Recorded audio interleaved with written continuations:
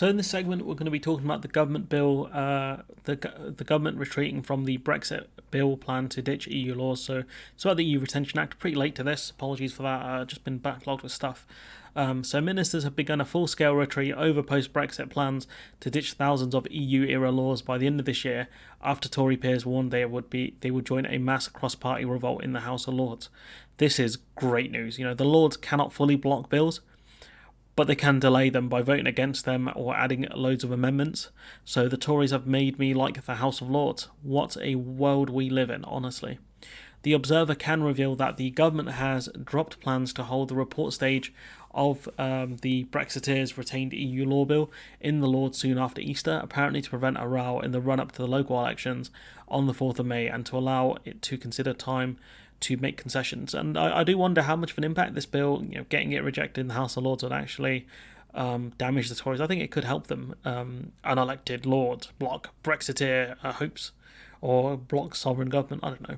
The Daily Mail will come up with some catchy headline, no doubt. While such a climb down risks angering Brexiteers, hardliners like Jacob Rees-Mogg, the extent of opposition to it from business, environmental groups, unions and Brussels has left businesses with no option but to consider delay and moving to a scaled down version. I think it's not really the opposition from major groups here. I think it's just the Lords, honestly. You would think businesses could support, this bill, less of this red tape we keep hearing about. But all it will do is create lots of uncertainty about what rules are left, make it harder for exports regardless of their destination, being the EU or the rest of the world, because the rest of the world will be looking at this thinking, what are you guys doing? And it will just create a race to the bottom, businesses will, some businesses will feel like they have to deregulate in order to compete with other businesses, and some will do it just to make a buck. The bill as it is puts the power in the hands of ministers who are absolute clowns. We've spoken about that before.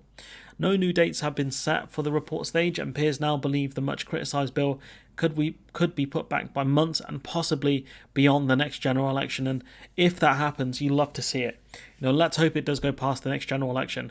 The Tories will have to fight for a new mandate, and opposition parties can hopefully talk about this bill more, because outside of Stella Creasley, no one is talking about this properly. Or at least I hope they do, because they've not been the loudest, which is frustrating. But, pushing it back behind a general election gives British people one more chance to do the right thing and get rid of this lot. Under the bill's provisions, more than 4,000 EU laws kept on UK statute books after Brexit to ensure continuity would be automatically scrapped at the end of this year unless ministers decide there should be exemptions. So, we copied over a load of EU laws and put it into our statute books because we didn't want massive trade disruption at the time. A key complaint is the way it would cut both houses of Parliament out of decisions on which EU law should be ditched, ceding that power to unelected civil servants and ministers. This is despite the fact that Mogg and his fellow Brexiteers said that leaving the EU would be a way of restoring sovereignty to Parliament. And it's ironic, is it not? And, the author of the piece points it out. All of this take-back control stuff, and they decided to give the power to a Prime Minister who was not elected by the public, and a bunch of ministers no one likes or supports. Mogg was part of the Truss administration, which tanked the Tories in the polls, and they've still not recovered. So annoying those Brexiteers is no bad thing, but it's ironic all of the take-back control only to give it away to actually unelected people. Mad. Unelected ministers anyways. A group of Labour, Tory, Liberal Democrat and crossbench peers has been meeting in secret for weeks to discuss how to amend the bill. While Tory and other peers are keen not to be seen as conducting their arguments in public, the issues have united both pro-Brexit Conservatives such as former Tory ministers Archie Hamilton and leading Remainers such as Patrick Cormack and former Transport Secretary Patrick McLaughlin. I think that's how you pronounce that. And I think some of these people are Thatcher-era Tories as well, who were pro-single market. So they're very unhappy by this. And I can see why they would conduct the talks in private. The unelected House defying the, quote, elected House and stopping Brexit. They would get absolutely dragged into the culture war for this. So doing it more in private makes sense. It gives less ammo to the Daily Mail and other rag papers, and the Daily Mail don't need more ammunition. Cross-party work I can actually support for one. So, shouts out to the Lords, I guess, on this one. A senior Tory peer with knowledge of recent talks with government figures on the future of the bill added, quote, What I can tell you is that discussions are going on at the highest levels. Ministers are aware that if they do not make concessions, they will. Then there is a prospect of the government being defeated, end quote. And the Lords have the leverage here because they can kick this thing well into the long grass. Next year, passing such a bill might be too close to a general election, and if the bill is amended to have the sunset clauses on former EU rules to end at the end of next year, it does give potentially Labour or a coalition government a small window to try and repeal this bill. I hope the Lords outright reject this bill, and also any watered down version of it. This is their last chance to, the Tories' last chance to really get this through. They have less than 2 years to do something here. Another source in the Lords said, quote, the penny has dropped with number 10. There is a recognition that unless they make concessions, they are baby out with the bathwater territory. They will be causing legal chaos on many fronts for the sake of pleasing Rees-Mogg and the Tory right, end quote. It looks like the Lords are happy to play hardball over this and are very critical of the bill. I don't know what concessions the Tories could make to get the bill passed. I don't think there's really anything they could do. Concern has been rising within government departments over the amount of time the bill has been taking, and more recently the way legal fallout could complicate Rishi Sunak's recently signed Windsor Framework Agreement with Brussels. This bill is going into the millions in terms of cost already. It's gone into millions because of the amount of civil servants they've had to add, the amount of civil servants they've had to allocate, and also the amount of experts they've had to bring in to kind of make their case as to why this bill is good or bad. And let's be honest here, we're only getting the likes of the Green Lane because we have close regulatory alignment with the EU currently. If we go through with this bill, you won't just see a red lane. You'll see a complete traffic jam. Way more checks and inspections. If you think the Dover-Calais crossing is bad now, wait until this bill passes. More standards checks, just a nightmare all round. Right now the checks are nothing compared to what they could be. They could shut Dover Port down, honestly. Completely. Senior figures in Brussels have also weighed in, saying if environmental and other standards are allowed to fall in the UK, threatening the so-called, quote, level playing field, end quote, this could seriously undermine the UK's post-Brexit trade deal with the EU and potentially lead to a trade war.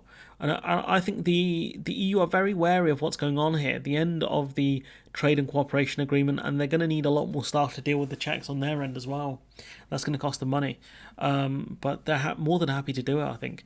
A government spokesperson denied that any retreat was underway, saying, quote, we are fully committed to the retained EU law bill, a key part of delivering our commitments of removing and reforming burdensome EU law. End quote. And the government might be fully committed to this, but it's out of their hands, and I don't think they are fully committed. It's in the Lords now, which they don't have much control over.